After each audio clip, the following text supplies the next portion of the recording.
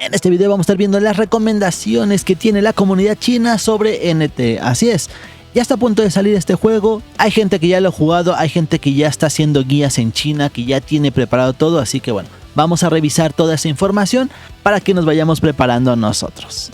Bueno, pues vamos a escuchar qué es lo que dice la comunidad china y lo vamos comentando, ¿vale? Hoy hablaremos de un escenario muy peculiar. Pensemos en un videojuego donde administrar una tienda de antigüedades es, digamos, tan crucial para sobrevivir como cazar monstruos. Suena a una combinación bastante inusual. Exacto. Y eso es exactamente lo que ofrece Neverness to Everness, o NTE. Es este juego de rol de mundo abierto que llega en abril de 2026. Y tenemos la gran ventaja de que la comunidad en China ya probó la beta. Así es. Por eso nuestra misión en esta exploración a fondo es desmenuzar sus recomendaciones. Queremos saber cómo prosperar en la ciudad de Heathrow sin ahogarnos en tanta información. Lo que salta a la vista al revisar estas guías es que entrar a esta ciudad requiere un cambio de mentalidad importante. Este juego está levantando muchas expectativas, la gente ya lo está esperando. Este juego había iniciado un poco lento, pero ha ido agarrando fuerza poco a poco. Creo que ya llegó a los 30 millones de preregistros porque estaba revisando su web y ya aparece el 30 marca, entonces ya parece que ya llegaron los 30 millones. La verdad es que yo no he probado el juego, desconozco completamente, así que necesito la ayuda de los expertos que ya lo han probado, que lo dejen todo en los comentarios, ya que este video nos va a servir para prepararnos. Así que si ya lo has jugado, todos los consejos que tengas, ponlos en los comentarios porque eso también nos va a ayudar. Y bueno, vamos a estar escuchando cuáles son las estrategias que tiene la comunidad china para iniciar en este juego. Claro, porque no es solo pelear a ciegas.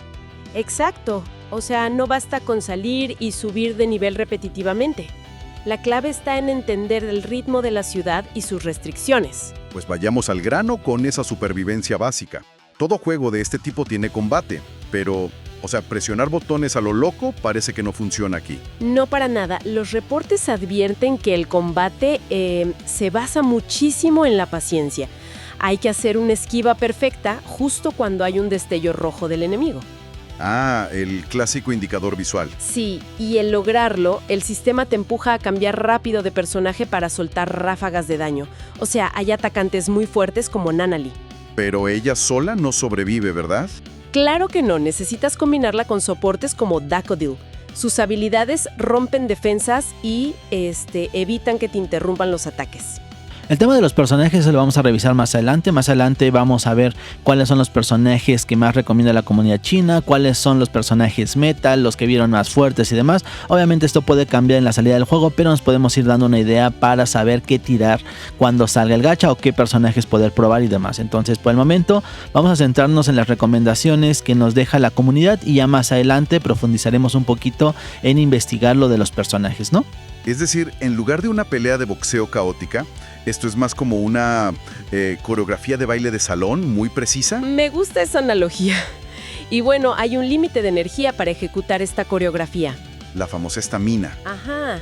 Tarda 24 horas exactas en recargarse y lo importante es que no hay excedente.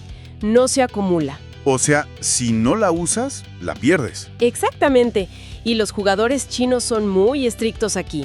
Recomiendan gastarla exclusivamente en equipamiento y materiales de ascensión. Esto es bueno, hay que ir apuntando esto. Solo equipo y cosas para ascender. Ya que pues muchas veces el juego te va poniendo otras cosas para que vayas gastando y bueno, siga retrasando un poquito tu avance y sigas entrando al juego constantemente. Así que bueno, es bueno saber esto para irlo apuntando, ¿va? Que son los recursos para mejorar permanentemente a los personajes, porque desperdiciar esa energía significa estancar el progreso. Sí, es vital administrarla bien. Y como el combate está limitado por esa estamina, pues hay que buscar otras formas de avanzar. Y ahí es donde entra la vida urbana, porque administrar negocios o hacer encargos de repartidor en autos deportivos es una prioridad según los datos. Sí, y no es solo por pasar el rato. Cumplir estas tareas urbanas desbloquea personajes muy poderosos. Por ejemplo, te dan gratis a Shiz, que es de rango S. ¡Wow!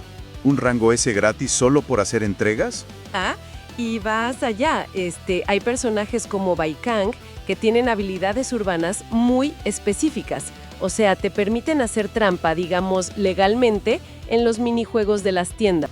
A ver, esto está interesante. El tema que puedas desbloquear ciertos personajes con ciertas cosas, siento que es algo importante que tenemos que entender, porque muchas veces no vamos a tener otro personaje muy bueno y ese podría ser tu personaje con el que inicies.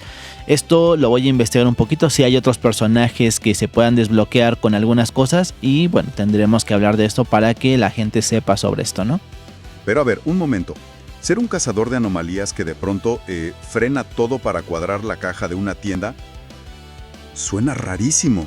¿No parece que son dos géneros distintos chocando de frente? Podría parecer una desconexión total a primera vista, pero el diseño logra que ambos mundos sean completamente simbióticos. ¿Cómo se conectan? O sea, las ganancias de esa tienda de antigüedades o el dinero de las entregas financian directamente la compra de armas y mejoras. Ah, claro. El progreso en la metrópolis es el motor económico literal para sobrevivir al combate. Exacto. Y hablando de economía, eso nos lleva a cómo se maneja la optimización del equipamiento. Las fuentes lo describen como un juego de Tetris portátil.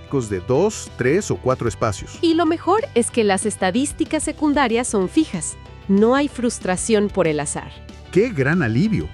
Entonces el secreto chino es fijarse en la forma de las piezas. Sí, porque encajar configuraciones específicas en el inventario activa bonificaciones ocultas para cada personaje. Esto está muy god, ¿no? Porque así podrías empezar a ver cuáles son las mejores configuraciones y demás. Está bastante creativo, esto realmente no lo había visto y me llama mucho la atención, ¿eh? Hay que investigar un poquito ya cuando salgan para ver cuáles son las que funcionan para cada personaje y demás, así que esto me llama la atención y sobre todo para hacer guías, ¿no? Y sobre obtener nuevos personajes, el sistema también elimina la infame regla del 50-50 de los juegos gacha. Hay 100% de garantía al llegar al límite de intentos. Es un sistema sorprendentemente amable. Pero surge un debate. O sea, si eliminamos el azar en las estadísticas y garantizamos los premios, ¿no se vuelve un ejercicio matemático aburrido que apaga la emoción del riesgo? Pues el riesgo desaparece, sí, pero la emoción se transforma. Se elimina esta frustración constante de depender de un dado virtual, viendo que el tiempo invertido tiene una recompensa asegurada. Entonces, para quienes planeen adentrarse en esta ciudad, la lección principal es clara. Hay que tratar a la metrópolis como un ecosistema vivo. Dominar esa coreografía rítmica de las peleas. Y aprovechar un sistema de progresión que de verdad respeta el esfuerzo. La supervivencia aquí no es cuestión de fuerza bruta ni de suerte. Es pura optimización inteligente. Queda una reflexión final para analizar a futuro.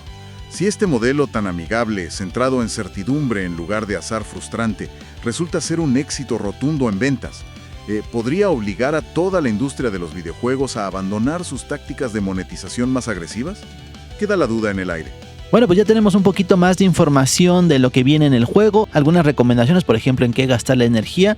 También una de las cosas que me llamó la atención es que la energía se restablece cada 24 horas. Y en algunos juegos, por ejemplo, en Arknights no son 24 horas exactas, es un poquito más, así que tienes chance de entrar un poco más tarde y no vas a tener la energía a tope, ¿no? Pero bueno, hay que revisar esto, también tenemos que revisar el tema de en qué invertir. Ese sistema de Tetris me llama mucho la atención. También hay que investigar lo de los personajes. Hay muchas cosas que tenemos que investigar, así que déjame en los comentarios qué sería bueno que investigáramos para que ya nos vayamos preparando poco a poco. Sé que es difícil preparar esto sin el juego, pero lo bueno es que nos da una idea de lo que vamos a esperarnos para que digas, ah, mira, esto es lo que mencionaba en el video, ah, esto es lo que nos habían dicho. Entonces, este tipo de videos los hago simplemente para irnos dando una idea, para ver cómo está, qué opiniones tiene la gente, cuáles son lo que más se está moviendo en la red y de esta forma ya tener un panorama un poquito en la cabeza y ya cuando lo estemos jugando, pues bueno, te vas a ir dando cuenta de las cosas, ¿no? Así que bueno, espera los demás videos que estoy preparando en el canal. También recuerda unirte al canal de WhatsApp, donde ahí les escribo de todos los videos que voy publicando, de las cosas que tengo en mente y demás. Entonces, chécate el canal de WhatsApp. Yo soy Yerulas y muchas gracias por ver este video. Bye.